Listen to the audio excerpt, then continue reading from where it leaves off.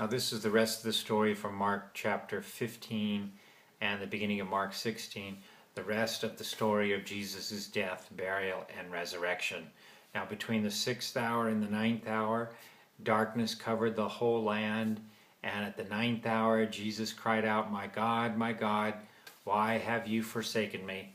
And then with a last anguished cry, Jesus breathed his last.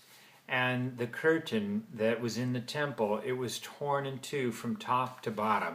And there was a centurion who was standing there. And when he saw Jesus cry out and saw how Jesus had died, he said, surely this man was the Son of God. Now there were some women there, Mary Magdalene, Mary the mother of James and Joseph and Salome, who had taken care of the needs of Jesus.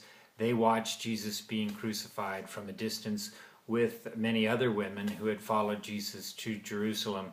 Now it was the day of preparation, the day before the Sabbath, and there was a man named Joseph of Arimathea. He was a member of the Jewish ruling council, and he went to Pilate for permission to take down the body of Jesus.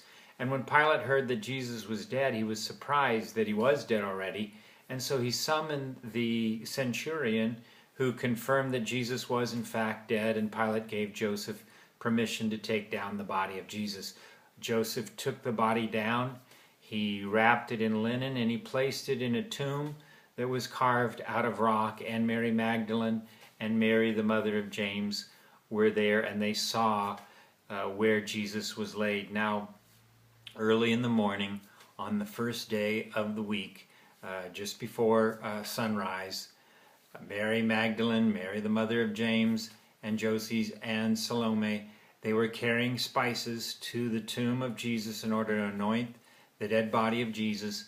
And they, on their way, they asked each other, who will roll the stone away from the tomb? But when they got there, they found that the stone was already rolled away from the tomb.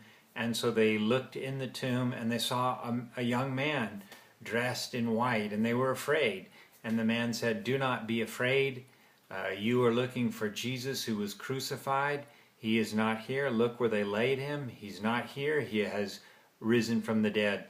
Now you go and tell Jesus' disciples and Peter that he is going ahead of them into Galilee where they should meet him. And the women were afraid and they were just bewildered, and they fled the tomb, and they didn't say anything to anyone. And this is the story of the death, burial, and resurrection from the end of Mark's Gospel.